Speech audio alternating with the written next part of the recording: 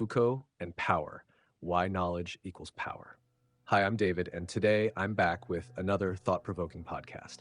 Have you ever heard the phrase, knowledge is power?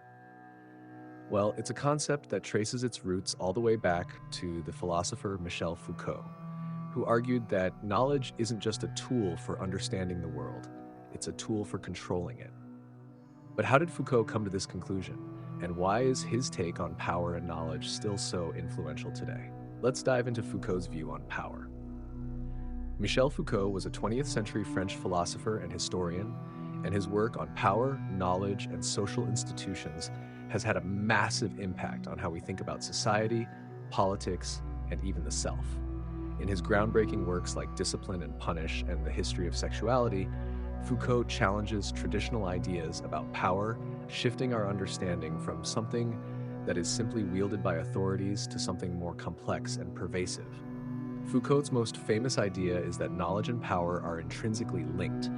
They are two sides of the same coin. For Foucault, knowledge is not just about discovering the truth or uncovering objective facts.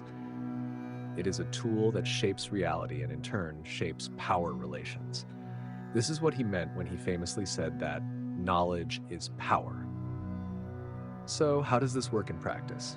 According to Foucault, knowledge is a form of power because it determines what is considered truth in society. The institutions that control knowledge, whether it's the government, education, or even medicine, are the ones that shape our understanding of the world.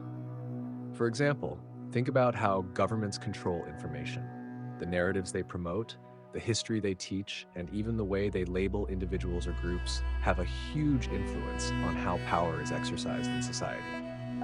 In Foucault's view, power doesn't just flow from the top down, from rulers to subjects. Instead, power is everywhere. It's woven into the fabric of everyday life, from the way we speak to the way we behave. It operates at all levels of society, not just in political institutions, but also in schools, hospitals, prisons, and even in our personal relationships. This is where knowledge comes in. The way we understand ourselves, the way we categorize people, the way we define what is normal and what is deviant. All of this is shaped by the knowledge that is produced by these institutions. Foucault argues that power and knowledge are used to categorize and control people. Take, for example, the medical field. Doctors don't just cure diseases, they also classify what is considered healthy or normal. By defining what is normal, they have the power to label what is abnormal or deviant. This gives them the authority to regulate behavior, define standards, and even punish those who don't fit within these norms. One of Foucault's most important contributions was his idea of disciplinary power. In his book Discipline and Punish, Foucault explores how power works in modern societies, especially in institutions like prisons, schools, and hospitals. These institutions rely on surveillance, regulation, and normalization to maintain control over individuals. This is the concept of disciplinary power, power that works not by force, but through the management of individuals' behavior. Foucault uses the metaphor of the panopticon, a type of prison where a central tower allows guards to observe every prisoner at all times, without the prisoners knowing when they're being watched. This constant surveillance forces prisoners to regulate their own behavior.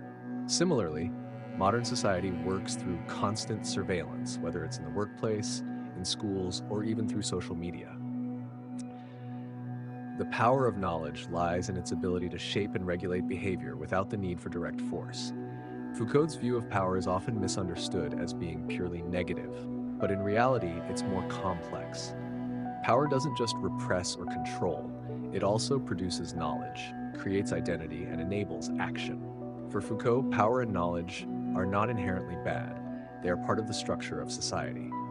What's important is to be aware of how power operates and how knowledge is used to shape our perceptions and actions. In many ways, Foucault's ideas have influenced how we think about knowledge and power today. We see it in how the media shapes public opinion, in how corporations use data to manipulate consumer behavior, and how political leaders use information to control the narrative. But Foucault didn't just want us to recognize how power works. He wanted us to challenge it.